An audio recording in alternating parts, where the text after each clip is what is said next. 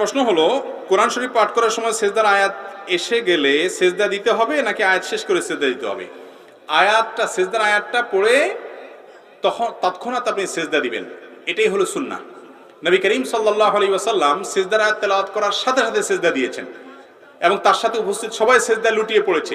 সেজদার আয়াতে কি আছে যে আমাদের সেজদা দিতে হয়? ইন্টারেস্টিং একটা বিষয়।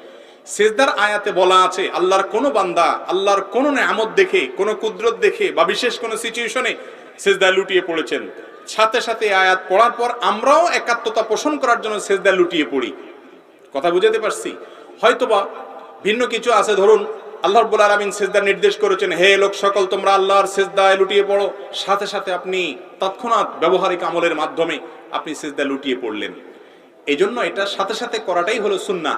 যদি আপনি পরে করেন আদায় হয়ে যাবে, কিন্তু উচিত হলো ওই আয়াতটা পড়ে শেষ করছেন, বন্ধ করে আপনি সেজদা চলে যান।